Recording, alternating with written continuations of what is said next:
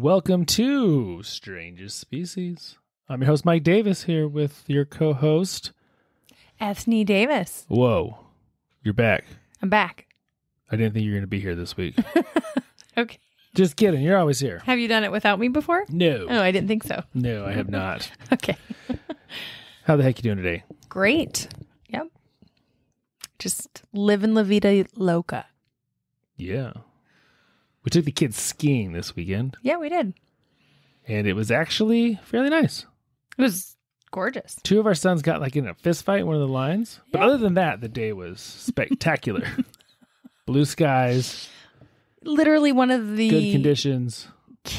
they're not the lifties, but one of the people that are overseeing the bunny hill had to come over. I could see them fighting as I was snowboarding down the mountain.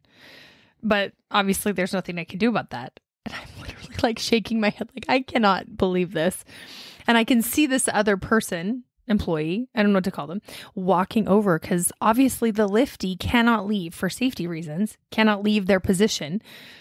But they're next in line and all these other people in line. I'm like, oh, this is so embarrassing.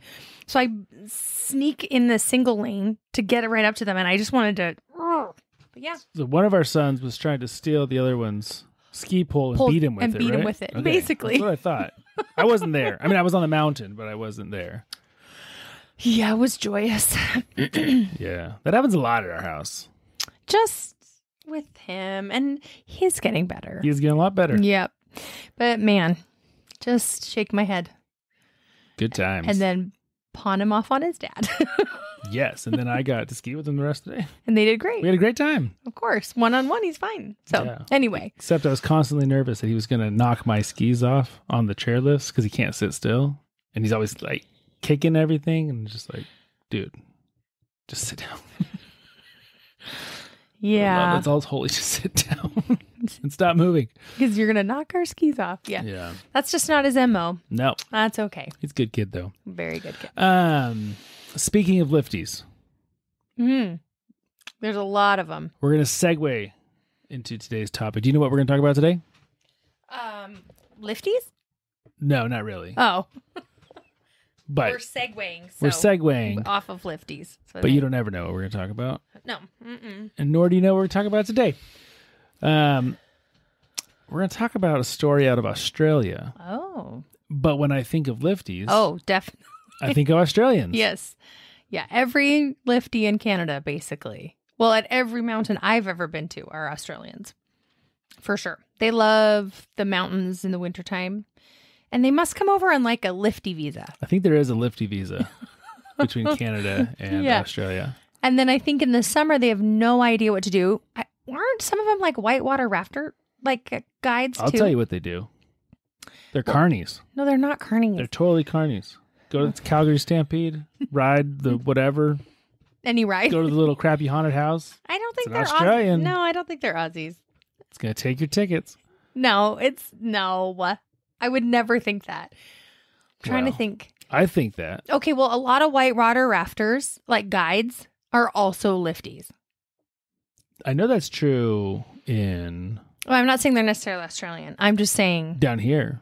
Every time I've ever been whitewater rafting on the Snake River, my guides are all they're just waiting to get back to Mount Hood or wherever they live in the wintertime to be lifties. Totally.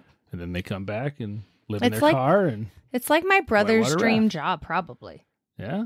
Well, not necessarily a lifty, but on the water in the summer and then in the mountains in the winter, and you kind of get paid for it, Yeah. to some degree. I think my dream job would be a rock star. No way. That's a hard life. No, Well, only if you choose to be a hard life. it has to be a hard life. You literally don't even start your job until 9:00 at night. And then you have to go hard. When everyone else is just retiring for the night, you have to go hard for 3 hours. Yeah, I could go hard, man. Oh, Be great. okay. Well, I'll be your roadie. Yeah, that'd be cool. You could be my roadie. I mean, right now you look homeless. So. Yeah, that's most days. I mean, it's really accentuated with your half off toque. That's a beanie for our American audience. But for everyone else, I think it's a toque. I don't know if it's everyone else. Okay, since we're talking about Australia, I guess. What do they call them? I don't know. I'm not Australian. Okay, well, we need someone from Australia who's listening to reach out. There's quite a few of you. And just let us know what you call a toque. Or a beanie. Okay. Maybe you don't have winter, so you don't have them. That's true. Do they have a winter? I mean, they have a winter. But it's not but like they don't get snow. Like, okay, never mind. We shouldn't be asking you. I never thought about that. But okay, so for the Aussies that come and are lifties, what do they call them? They probably call them toques because they're stuck in Canada. Oh. I mean, when in Rome, do as the Romans, right? I mean, I guess so. Anywho, a beanie is just not the my right other answer. question is there Australian licorice in Australia? Because one, I love Australian licorice, and two, there's no Canadian bacon in Canada. Nope. So, yeah, for all those people that think that Canadian bacon is in Canada, guess what? It's called back bacon. which is a stupid name compared to Canadian bacon. No, Canadian bacon is like, us Canadians are like, wait, do you just mean back bacon? What are you talking about? I mean Canadian bacon. Okay. So when I lived in the States and like literally Well, you do live in the States. Hawaiian pizza, I never realized was ham, or I mean, What do you call it in Canada? it's a ham and pineapple. A ham and pineapple. Yeah. You don't call it back bacon and pineapple. No, it's just a ham and Is pineapple. it still Hawaiian? Is that Sometimes. term? Oh, sure. Like, could you go to a pizza place and be like, I want a Hawaiian Sure. pizza? And they'd be like, oh, you want pineapple and ham? Yes. Ham and pineapple.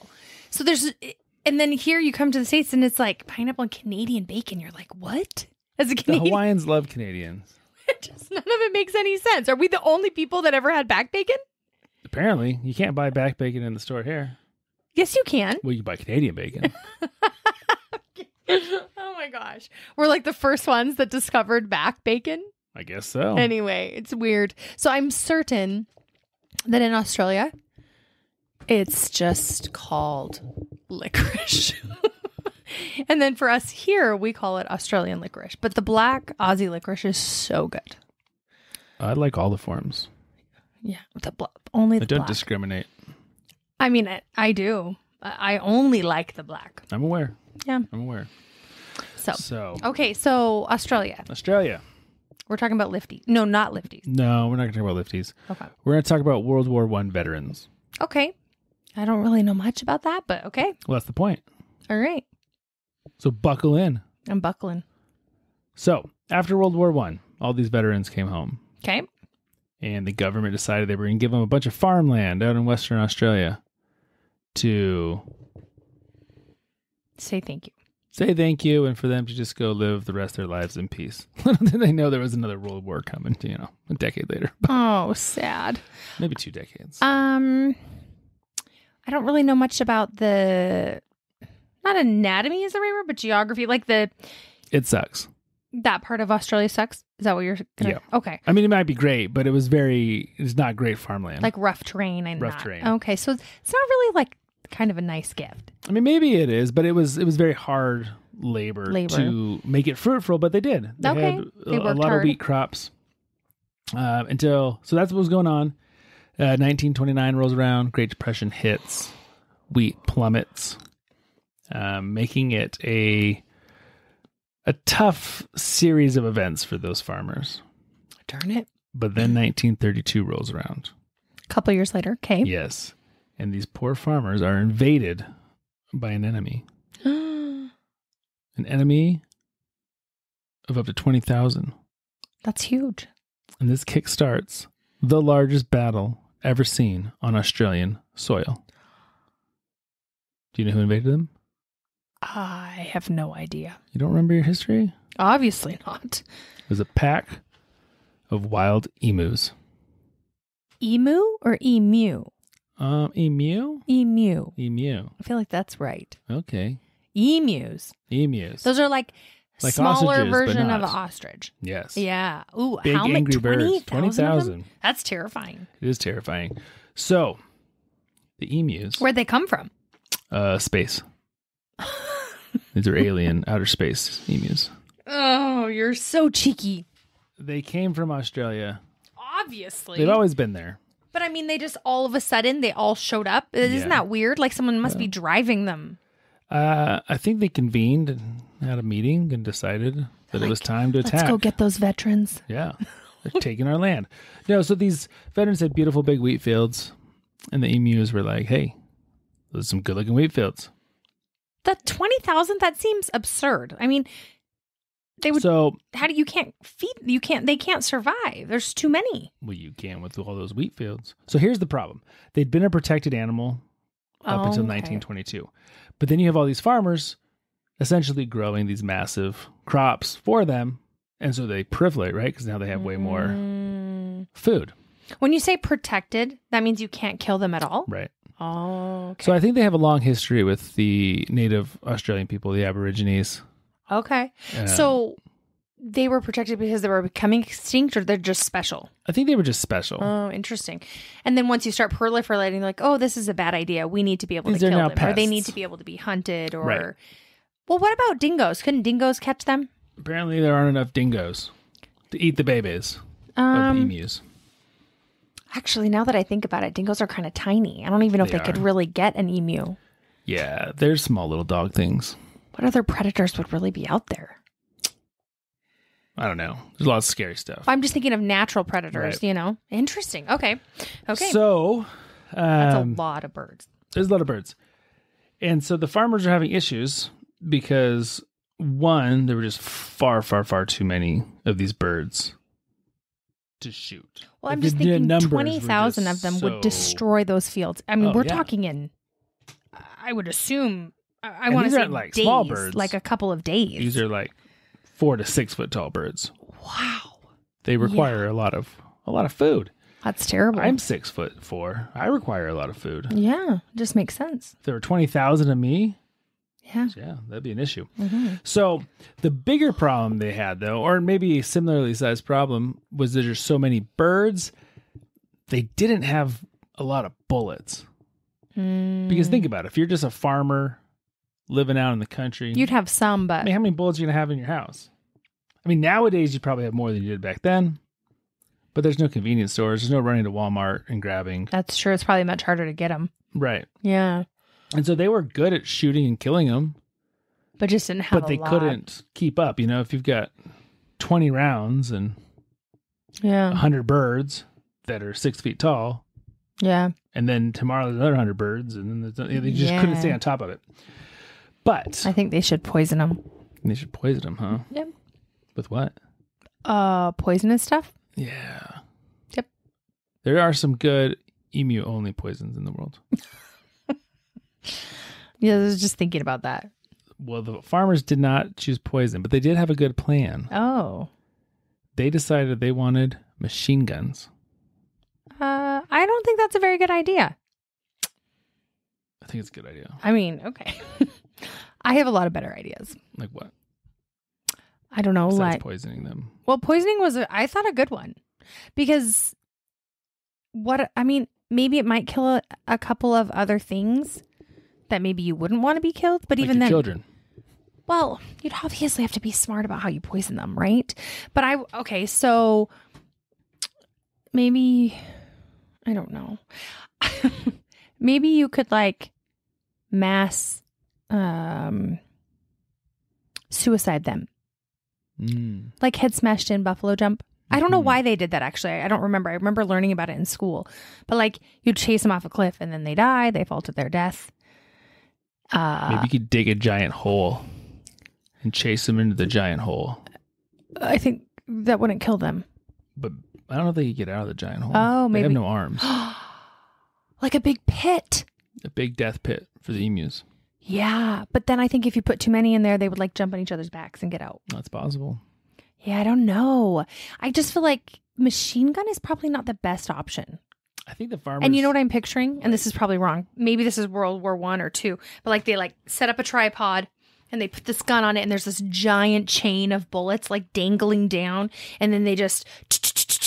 And then they go through this whole row of bullets. No, that's pretty much exactly the kind of gun they wanted. Yeah, that is. But they didn't have modern machine guns. But is that the kind of World War... Is that a World War I type? Yeah. And then probably got better for World War II? Yeah. Is that even efficient? In or theory, even accurate? In theory, if you could spread a wave of bullets across the horizon, you could just mow down all the emus. all the emus. There's no collateral damage in that? I mean, okay, I feel like there's a better option, but okay, keep going. There's got to be more to this story. They didn't have machine guns. Well, okay. So I feel like my idea is better. Yeah. You don't need really any equipment to chase them off a cliff. Well, you need a cliff. Okay, sure. But I mean, there's got to have been a cliff in Australia. Yeah. I mean, we just got to build a time machine. You can go solve everyone's problems from all these podcasts. That's my job. I know. That's why you have me here. I'm the true. problem solver. So they went to the defense minister to ask for help. And he told them, you got a cliff. And they said, no, we don't have a cliff. He really said that? No. Oh. I was like, see, I'm on the same wavelength as the defense minister. That means I'm good. No, he agreed, and he sent them 2 Lewis guns, which are big, giant machine guns on a tripod kind of thing, like you were saying. Okay. And he sent an army with the guns to go shoot the birds. He had the manpower to send people with them? Yeah. Oh. Wow. I don't know what the Australian army does. I mean, I know nowadays they have a great army and they're good allies and stuff, but yeah, back then, just roaming around out in Western Australia. No one's invading them. They're a giant island continent. Nobody's invading them, but I feel like they are definitely like good people. You always want to protect your country or be able to protect your country no matter what. Well, you've got a foreign invader of giant 6-foot birds. Well, okay, sure. They're eating all your people's food. So they have a military, but they don't really have anything for them to do. They're like, awesome, you get to practice on emus. I think almost any soldier / little boy would love this. Yeah, I mean, I'm sure they probably would. If we gave any of our boys a gun and said, go shoot as many birds as you can, they'd be like, well, yeah. That would be a terrible thing. But yes, they probably would be excited. Actually, Everett would not. He would, no. Yeah, I don't know. Okay, well, tomorrow we're going to have to ask them. Okay. Okay. Our cats like to kill birds. They would There's never. feathers all over our garage right now. Yeah, but they don't kill the chickens because the chickens are way too big. The cats are not going to do anything. And I don't know if Australia has like a wild cat. I'm just throwing that out there that our cats have currently decided that they like birds more than mice. Also, to our listeners, if any of you have successfully trained your cats to only kill mice and not birds, I want to know all about it. I am determined to teach my kitties it's a mouse thing only. There's no birds. You can't kill birds. So we got our mouse and cats right at the end of the fall. So Yeah. they've never seen in Right, their 'cause the lives birds- summertime. Had migrated. And Ethne has like 14 birdhouses in her backyard. I know. And it's going to be A suicide mission. It's going to be Armageddon for those birds this summer. My heart is aching just thinking about it. They've already killed 2. And it's not even, I mean, March just happened. And there's so many birdies that like to build in our forest. And they are all going to die. And then I'm never going to get birdies back again. It's like, I can't have one without the other. Can I just train my cats? People out there, can I train my cats to not kill birds? Is that we a have thing? big giant gopher snakes in our backyard too. So the cats can kill those. We've never seen them though. We've seen... In our neighbor's yard, but I've never seen them in ours. Well, our neighbor has seen them come into our yard. Right. But we've never actually seen them ourselves. I think our because... next door neighbor had a nest under their porch. Right. But I think because of They're our huge. dog They're and gross. because of our chickens, because of the animals, I think they don't really want to be around. Better not. Anyway. Anyways, so he sends an army Yep. with these 2 guns. So, and he sends Major Meredith of the 7th Heavy Battery of the Royal Australian Artillery to lead the mission. It's really It's a long. very long mission. I'm surprised I didn't mess that up. Yeah, It's a good name. it's a really long name. So, October 1932, Major Meredith officially goes to war against the Emu Army. This is With intense. 2 men, And 2 machine 2 guns. machine guns, 10,000 rounds. Ooh, they have 20,000 people. Well, Or 20,000 emus, I mean. right. So maybe you can kill 2 emus with 1 bullet. I mean, if you're good. I've seen Rambo. He killed like tons of people with way less. I just feel like it's not quite enough. What do you think? Well, they got out there to fight, and it rained too heavy, so they couldn't do anything. It rained? There's too much rain. You can't shoot in the rain? Well, the emus didn't want to be in the rain. Oh, emus don't like rain. They ran away. Oh, I didn't know this. I think you can shoot in the rain, but you have to have something to shoot at. So November 2nd, they tried again. This time, they herded 50 emus into gunfire range. But the second that they started firing, They all fled. they fled. Of course. I could have told you that. Small groups, and then the guys didn't know where to point the guns. And they wasted all 10,000 Wasted rounds. a bunch of ammo, and they did kill a fair number of them, but they spent hundreds of rounds and cost a lot of money and relatively did nothing to the emu army population. Yeah. Yeah. And so it became kind of a viable question of, is machine gunning these a good option? I'm telling you, had smashed an emu. Right. I don't know what to call it. Cliff. So the other problem that they found was, one, they were very hard to hit, which is kind of surprising with a machine gun and a 6-foot tall bird. But I mean, they would flee and then there would be feathers and then they'd be running and they think they're pretty fast. Yeah. Yeah. I But the other thing they found was it was taking about 10 bullets to bring down one bird. Woo. Dang. Yeah. Now, I don't know if that means a bird could withstand 10 bullets or you would have to fire 10 To before accurately you got hit it one. good Right. enough. But either way, they're going through bullets like crazy. Yeesh. And so that's November 2nd. Okay. That's battle number 1. But Major Meredith was not to be beat. Yeah. Deterred. Yes. So November 4th, the third battle of the Great Emu War begins. This time, Major Meredith staged his men behind a dam. Not like a real dam, sorry, more like a dike, like a hill, a break. Oh. Hiding from the emu army. Oh, yes. Hide from them. And there was a flock of about 1,000 of the enemy that approached. But when they got within firing range, guess what happened? One shot scared them all. The guns jammed. Are you The serious? emus ran. They were only able to kill 12. Oh my gosh. This is a recipe for disaster. Yeah. The emus are a very notable foe. Yeah, definitely. Good army. Just really good. Yeah. So then Major Meredith thought, okay, this is stupid. We're going to strap these guns on the back of a truck and we're just going to drive around and shoot them. Okay. They just can't think of other options besides shooting them, right? I mean, guys really like to shoot things. Okay. Okay. So they strap one of the guns onto the truck. Mm-hmm. They drive. But again, they find out these birds are really agile. I mean, they're fast. And the roads in Western Australia in the 1930s, not that great. Very bumpy. Well, and So the gunners couldn't aim. They're just like bouncing up and down, firing all over the place. not only that, I feel like, can't the emus just run to the untrained, roaded, like very rough terrain? They can go off-road anywhere. Yeah. And then They are they're not stuck limited to on the roads. road. So, On top of that, oh, gee. one brave emu ran into the truck, got caught up in the steering mechanism, caused the truck to spin out and crash into a fence. Are you kidding me? This is like embarrassing. Oh, it was very embarrassing. This is legitimately embarrassing. Because they quickly realized they were losing the Emu War. Where the emus probably didn't even know they were fighting a war. I mean, talk about how demoralizing this is. Yeah, we just lost the truck. Oh my gosh. That was so sad. Yeah, so November 8th, the war was not looking good. Oh, they're going to lose. Now, you have to remember the initial reason they did this was because the farmers didn't have enough bullets. They were fine. They were good at killing them.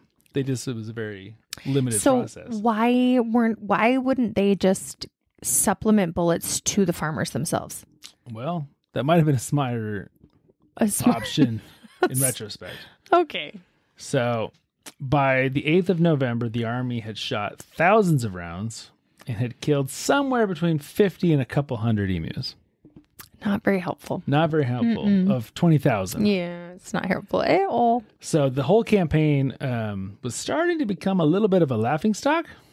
I mean, yes. In both the media and in Parliament. But the government did decide it was prudent to push forward because the agriculture outlook was so important. As governments often do, they see something's not working and they say, let's do more of that. And so on November 13th, they got the green light to begin the next phase of the war. Ooh, what's the name of this phase? I'm curious. Operation...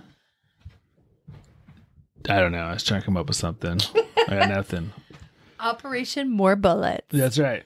So over the next month, the military was able to kill about 100 emus a week. Oh. Yeah. But it wasn't still putting much of a dent.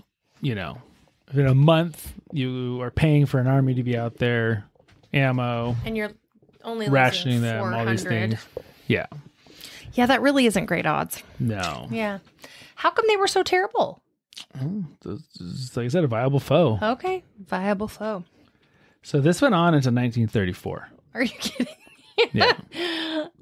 Oh my gosh. And it didn't get much better. There was at one point in Parliament that some of the members said, you know, we should give these soldiers a medal. Should give them medals. And one of the opposing party guys stood up and said, we should give the emus a medal. This is literally like a laughing stock. Oh my gosh. Because they are obviously winning. I still don't understand why my idea wouldn't work. I don't know either. I've never been there. So in 1934, the government decided, you know what we're going to do? We're just going to reinstate the bounty system and provide the farmers with bullets. Why didn't they think of that in the first place? Governments are stupid. Oh my gosh, they are so dumb. And That's yet just how people the world just want to works. keep handing them more power. Yeah. Okay. And so this actually did work quite well. Shockingly. So in 6 months, the farmers collected 57,000 bounties. Wow. That's legit. Yeah. They don't even have to hire anybody. They don't have to pay anybody. I mean, I guess they have to pay for the bounty. Now, that's the number that I read. That's also 3 times as many emus as was originally reported. Well, yeah, but so I in mean, the last decade, they've either blown up that much more. Right. I think that's the case. And it really makes sense if you're a government. Like, all you have to do if you want to be efficient, pay someone per bird, and they'll get the job done. Totally. Especially because throw a bunch of money at a random general idea. Yeah. Well, and the livelihood of these people is at risk. So they are going to be more motivated. Honestly, like the bounty in the meantime is like their livelihood, truthfully. Yeah. I don't know what the bounty was. Well, sure. But anything, if they're eating your wheat fields, you're selling your wheat, you have no wheat. That's going to be motivation right there is like, I am going to kill as many of these emus as I can because I need the money to support my family because they're eating my crops. I mean, I don't know why that was hard to think about in the first place. Well, because I still think mine is cheaper. Yours is cheaper? You don't even have to pay a bounty. No. You just gotta... It's like cattle herding, you know? You would just do like a cattle drive, but it's like an emu drive. Just horses. And I feel like you could do the same thing, like herd them right off the cliff. Yeah. Unless there's no cliff in Australia. In all of Australia, there's no cliff. I don't believe there's any cliffs. It's completely flat. It's like Kansas. The whole continent. Yes. Okay. Yes. Okay. Completely flat. Completely. No, I'm sure there's some good cliffs there, but I don't know. So the bounty hunting, they killed 57,000, you said? Mm-hmm. Over the course of how long? Just 6 months. Just 6 months. That's a full-time job. Just like sit on your porch killing emus. It's actually kind of a fun job. Yeah. You know, I kind of like that. Yeah. Okay, you're kind of weird. Well, no, I mean, just want to sit around and kill things. No, I mean, again, these are retired vets. Like I'm thinking of for them, this is like a great option. It's true. Better than killing other people. No, I'm not saying that at all. I'm saying like, again, this is their livelihood, right? Yeah. So killing things was their livelihood. And then now growing killing wheat things was helps their your livelihood. And So, but still, even that it was finding to be, the birds are still getting out of control. Seriously. So then they petitioned the government to come back one more time. But this time, they didn't ask for machine guns. They asked for bombs.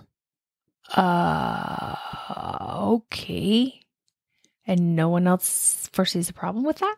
The government did, and they denied it. Oh, okay. Good. Because I was like, that's a terrible idea. Although it would be kind of funny if you kind of snuck it into the middle of like a cluster of them and then you just detonated it. Yeah. And feathers everywhere. It's like our garage with the bird and the cat. So many feathers in there. So many feathers. You would think there was 100 birds in there. It's literally just one. Yeah. No wonder they stay so warm. Yeah. Those cats are vicious. They are. They rip that thing apart. I tell you, if they were big, they would do that to you and me. I know. They'd kill us. Just like you say that with the chickens. They're like raptors. The chickens would as well. Like peck our eyeballs out. Terrifying. Oh, I love them. Yeah, me too, because they're small and they're we sweet. can control them. They're lovely. So, where was I? Oh, bombs. They denied the bombs. No bombs. Yeah.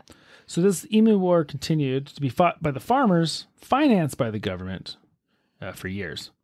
In the 1950s. Okay. So that's still all through World War II? Yep. Oh, wow. The government granted the release of 500,000 rounds to the farmers to keep killing emus. Is it under control now? No. Even now they're... Sorry, I'm totally jumping, I'm sure. That's okay. I don't know. So we'll get there. Okay. So in total, about 300,000 emus died in the Great War. In the Great War that lasted from... 3 decades. 3 decades. 30 years. Well, exactly 0 people died. So, one might say... That they won. Yeah. But... They did have to lose a truck. They did lose a truck. Probably a lot of gray hairs. But the emus are once again protected. Why? And they grace the Australian coat of arms. So did they really win? I mean, they've kind of... Oh, yeah, they kind of... I think their resilience kind of endured them into, Yeah. Even though they didn't kill anybody. So why are they protected again? Did the farmers kill so many that then they were... I'm not sure. It sounds like you can still kill them. You just can't machine gun them. So it doesn't matter how you kill them as long as it's not machine gun? No, I don't know, obviously, exactly the rules because I don't have this problem here in Washington. But that's weird. You should have emu problems. There's no emu problems here. But I would guess there are certain situations where it's okay to kill them, but not just for poaching or fun or sport. Right. But I don't know. So yeah. So that's where it's at. So Australia, they fought a hard, long battle with emus. I mean, 0 casualties. You can't go wrong with that. That is a good way to fight a war. Yeah. I mean, even if it takes 3 decades, that's... But I don't know if they actually, got anywhere. Well, that's still a lot of emus that would have, all been able to procreate. I mean, I feel like they had to do that. Had they not done that, it would be... Oh, they definitely had to. I just don't know if they got as far as they wanted to. Oh, I'm sure they didn't get as far as they wanted to. That's probably true. I think they should launch them into space. It sounds really expensive. Yeah, I guess you're right. Right? I mean, I feel like mine is the cheapest. It's true. I'm sure there's people there with horses, right? Okay. I liked my spaceship idea. I hope someone important, when they realize that the emus shouldn't be protected again, and they open this all back up. They just got to put Elon Musk on it. He'll figure it out. Yeah, maybe the Starlink could come down and like, choo, choo, choo, choo, shoot them all. Lincoln saw it yesterday. He was very excited. Oh, where? Or not yesterday. When we dropped Caden off. Oh. Driving home. He's freaking out. Dad, I see it. Yeah, the Starlink is pretty cool. I mean, first time I saw it, I literally thought we were going to get abducted. Me too. I was so ready. Well, we were so in the middle of nowhere too. Like it wasn't like we were just like in our neighborhood. We were literally out there. Yeah, in the middle of nowhere. So it was really like, cool. It's very possible that we could get, taken. But it didn't. Well, I didn't know what it was. And we still didn't know what it was until after it did its really thing. Cool. If for any of you who have not ever seen it or know what it is, I bet you if you did Starlink on like YouTube, you would find it, right? Sure. Yeah. It looks like a conveyor belt of stars in a perfect pattern moving in the sky. Yeah. It's really trippy. It is trippy. So that was the Emu War. Okay. But Australia probably has some future wars against animals coming as well. Huh. Okay, what animals? Well, let's talk about it. Oh, okay. So, in 1935, Okay. amidst the Great Emu War, while it was raging in Western Australia, there was another enemy taking control on the eastern side of the country. I'm going to guess. I think I know. Okay. Kangaroos. No. Oh. Everyone loves kangaroos. But aren't they considered kind of like a I think pest? they are super buttheads. I feel like I've heard, and I don't know what my source is, that they are almost considered like a pest. Well, I think since you grew up living on the mountains, it was probably from all of your I don't know. I'm trying to think lifty of buddies. who have you heard that, or is that No, I have heard that. You have heard that? They are quite pesky. well, not even pesky, like truly like a pest, like they ruin your, I don't know if it's gardens or I don't know. So That I don't know. okay, But no, this was taking control of a different crop, the sugar cane. It was being destroyed by the cane beetle. ooh, dang. Yes. So, meanwhile, in Brazil, there was an animal called a cane toad. A cane toad. Yes. That was being used to eat the larvae and grubs of the insects that were eating their sugar cane. Okay, so let me recap this for anyone who didn't follow, or maybe I don't think I did. So Brazil had the same like cane beetle. Nope. No. They just they had sugar cane, but Yeah. also had various pests, insects that would eat the sugar cane. But it wasn't a beetle. It wasn't the this same as exact Australia. same one, no. Because I was thinking, okay, so then they got these frogs that then ate the beetle larva, and then it killed essentially the beetles. That was the plan. Well, that's what I thought you were saying was happening in Brazil, That was happening in Brazil. but not with beetles. Correct. I mean, maybe it was a beetle. It was a different kind of Okay, it's not the insects. same. Yeah. But then, okay, I think I see where we're going. They looked over across the ocean and said, hey, they got sugar cane. They got bugs. This toad that lives there eats the bugs, and it helps out the So we're going to bring the crops. toad over. We're going to bring the toad. Then they're going to get toad infestation probably They too. brought 102 toads. That's a random number. What? Well, they probably assumed 2 would die in shipment, so they can get 100. I okay. don't know. They have 102. They set them free, which seemed like a really good idea, except for one little problem no one thought about. And that is that the cane beetle lives on top of the sugar cane, and the frogs live on the ground. How did no one think of this? I mean, really? And so the frogs were pretty much useless, The frogs are looking around like, what am I supposed to be eating here? I don't even know. and the beetles are just sitting up there waving. So obviously whatever was in Brazil would go on the whole stock. Yeah, or, I guess it was on the ground. Or different. Okay. Did they get an infestation of frogs then? Well, the other problem was that, like Marvin Gaye, these frogs like to get it on. Oh, jeez. This is just like a recipe for disaster. They mate year round and can lay up to 30,000 eggs a time. Oh my gosh. That's so... Wait, hold on. Rewind. One frog Yep. can lay 30,000 eggs. That's what I read on the internet, and the internet never lies. What is the point of that? I mean, really? Well, probably because they get eaten at massive amounts by other predators. So like they're hoping Probably a very that just like small one or percentage two of those. make it? They made more than one or two. 30,000 is... That is... Okay, this is Yes. this is a terrible recipe. I can see it already. Well, the other cool thing was these frogs have no natural enemies in Australia. These toads. Because they're not from there. oh my Oh, god. and they have toxic glands on their backs that are toxic to almost every Australian predator. So even if you wanted to be a snake or a dingo or anything that wants to eat one of these toads, you can't because you've never been exposed to these toxins. Okay, so in Brazil, do you know? I mean, is this I'm sure they have predators in Brazil. in Brazil? I just want to know what the predator is in Brazil. That then. keeps the population Yeah. in check. Yeah, I just want to know what it is that can So- withstand the poison. Those 102 toads in 1932 have turned into 200 million. 200 million. Million. That's 8 zeros. Oh my gosh. I just feel bad for this country or this nation or this continent. It just sounds like a nightmare. Okay. So then what do you do about that? I don't know. Nothing right now. So that's why I say they have a future war coming. So this is current. Oh, this is massive, huge problem spreading across the western or eastern and northern eastern part of Australia. They've got to figure out some sort of poison that only applies to those frogs. Now, this is one problem in general that's an issue with globalization. Like, we have so many comforts in life that are because of globalization. We get cheap crap from Asia, and you can, get things for your cell phone from Africa and all the things. But yeah, like, invasive species are a massive, massive, massive, massive issue because we move things around that don't belong there. Yeah. I just feel like if you drive where we live, so we live in Spokane, super, pretty ponderosa pines, but within a half an hour, you're kind of in the desert. You drop elevation a little bit.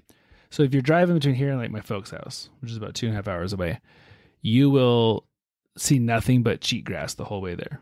Cheatgrass is not a native plant to this part of the world, but it is the dominant plant and it chokes out all of their natural vegetation, but it shouldn't be here.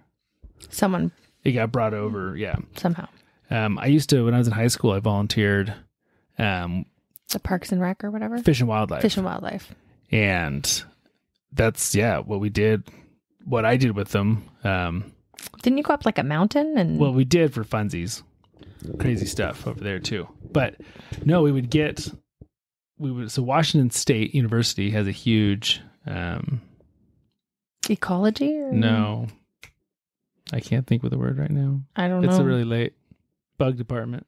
Oh, entomology? And thank you. Yeah, Entomology no problem. department. Where they grow all sorts of insects.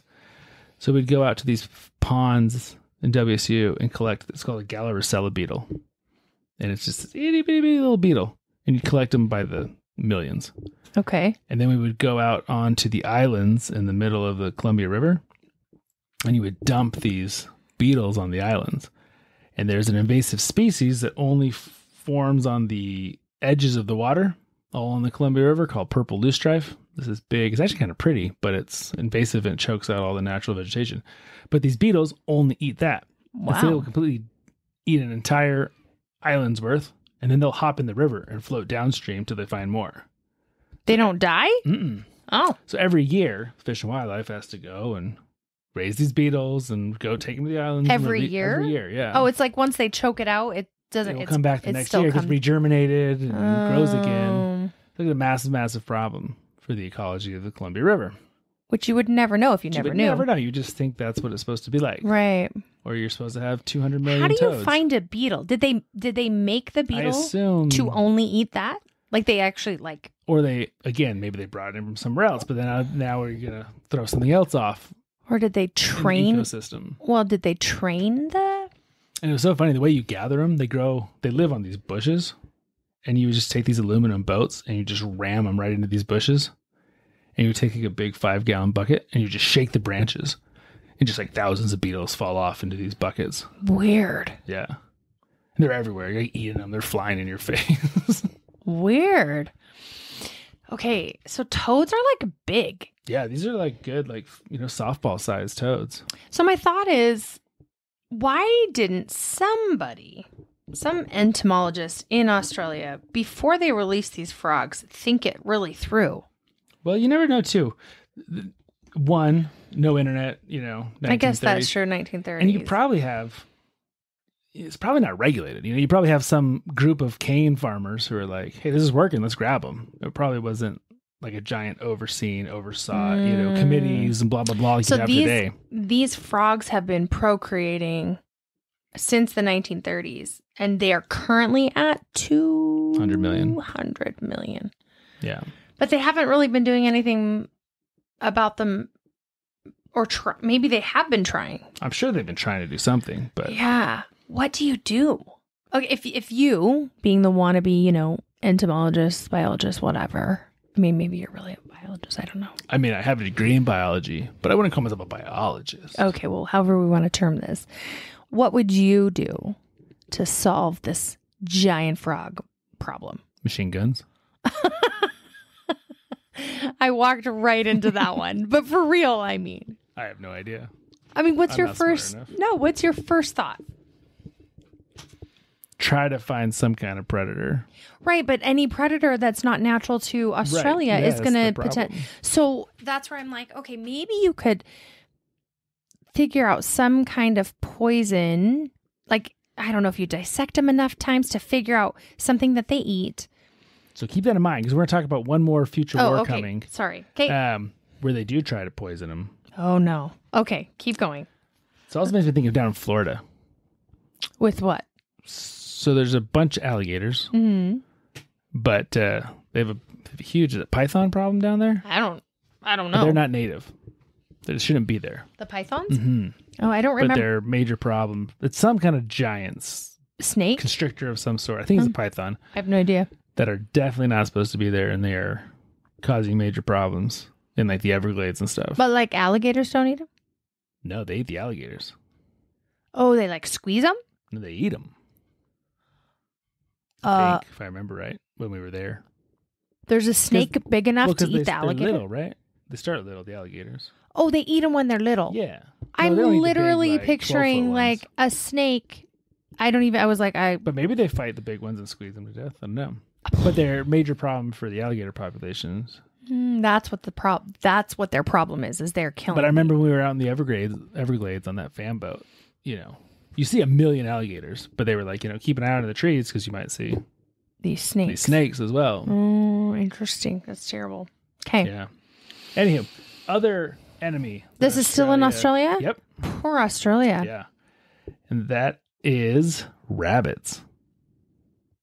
Really? Dingoes don't get rabbits? I feel like Well, they probably dingoes should do, get rabbits. But rabbits multiply like rabbits. No. Yeah. You don't say. So this is another really sad but kind of funny story. Because you might be asking, well, how did rabbits get to Australia? Did they swim across the ocean? Probably And not. the answer is no, they didn't. Thank you for clarifying that. So there were 24 of them Okay. brought by the British so that they could hunt because they were bored and they used to hunt rabbits back at home. So they brought 24. 24. That's not very many. 2 dozen.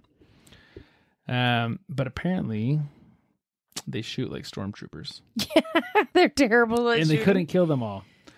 Those 24 decided that whatever left, survived those 24, decided that Australia was a really nice place to make babies. Well, or anywhere they are is a nice place to make Unlike babies. England, it was warm and fertile and Well, beautiful. I think they probably made lots of babies in England too. So within 10 years, those 24 rabbits turned into millions of rabbits. Where are the dingoes? There aren't millions of dingoes. Oh, There aren't enough dingoes to eat all the rabbits. You could kill, and they did back in the day, 2 million rabbits a year and not see a difference in the population. Like there's piles, these pictures, these black and white pictures of mountains of dead rabbits. This is kind of gross. Truckloads full of dead rabbits. Where do they put them? I think they would skin them. I mean, they'd eat them. They'd use the furs. Ugh. But we're talking so many rabbits. But they are the largest contributor of natural species in all of Australia dying off. Because the resources are being used to support this giant rabbit population that shouldn't be there. And I do think there probably are some kind of hares and stuff that are native to Australia, I would assume. That's sad. Some kind of deadly, like, venomous hare with, like, razor teeth or something. Because that's, like, how most Australian things are. Oh, yeah, totally. That's sad, though. So they have this giant toad, giant rabbit, and That's a cute little potentially emu. It's a very No, cute population. rabbit. Yes, population-wise. I'm talking about populations. And emus still? Yes. Like they're protected again. So really, are there that many? I don't know what the population is. Huh. So Oh, well.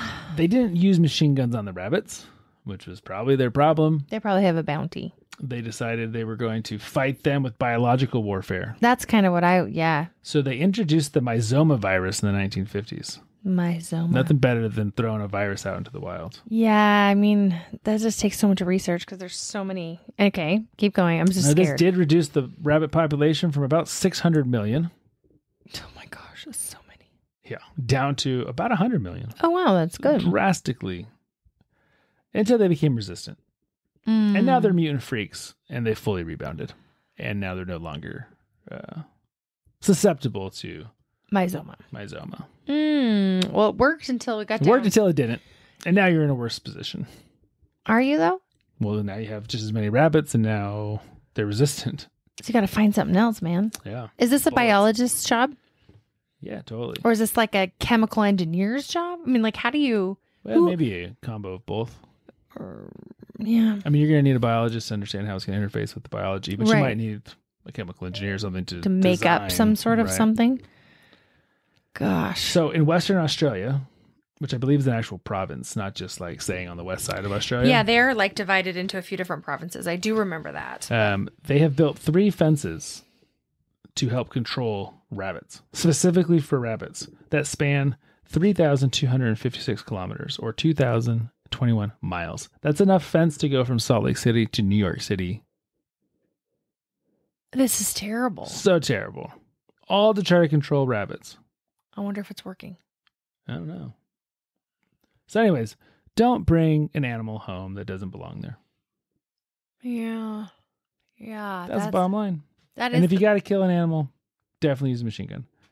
That is not the bottom line. I think that's the bottom line. That does not work. I promise. It really doesn't work. So just take my word on it that there are other options out there. Biological warfare, cliffs. I'm telling you, there are better options. If you can get the cliff thing to work. Why don't they do that with the rabbits? Well, herding 600 million rabbits is tricky. Yeah, I mean, obviously you do it in stages. You can't do all 600 million at one time. That's a big cliff. Like, it's 600 million. Like, there wouldn't be a cliff by the time the last like, ones. It's just such a giant pile of dead bodies. Dead rabbit bodies. Yeah. Gosh. And then you just want to get so mad about the British people bringing over the rabbits, probably without asking. Right. Well, sure. But then also, who gave the permission about the toads? And then, I mean, obviously the emus are native to there. And I'm sure any country probably has these same issues. Oh, I'm sure. Just we live, like I said, in such a globalized, economy and stuff now. I'm sure we're all being racked with pests and things that we shouldn't be dealing with. Sure. I just feel like for some reason, Australia is like its own element. I think because it's just kind of way out there and kind of isolated. Time, yeah. And it's obviously very hard to find predators and stuff. I don't know. I feel like in a bigger continent, more landmass, there could be natural migrations and natural things that just sort of happen. But that's not really like a thing for them. So they're kind of stuck. But then if you try something else and that doesn't work, I mean, it could be even worse. I don't know. They should bring over a bunch of Komodo dragons. Or at least them. Oh, gosh. Yeah. I mean, they probably could eat a lot of rabbits. Probably. And who knows what else would happen. I don't think they would want toads. Yeah, probably not. So like, what wants a toad? I saw a video on another potential issue in Australia with mice. Oh, and they were the grossest videos I've ever seen. Like, we're talking, you can't see the floor. It's moving. There's so many, like, hundreds of thousands of mice in, like, these wheat fields and stuff. But like, why? I don't know. Because... Again, do they have birds of prey there? I mean, I'm sure they do, but once, you reach a certain... You don't keep things in check. I don't know. Gosh, just seems... Australia, I'm sorry. Yeah, I'm sorry. What can we do to help? Also, I have a really good dog. Yeah. She loves chasing rabbits. Oh, she's really good at chasing them. I don't know how good she's at getting them. We don't have them anymore because she got rid of all of them. Well, I think she more so scared them, though. It's not like she's fast enough to get them. I think she scared them. But they all live just outside our fence line. Yeah.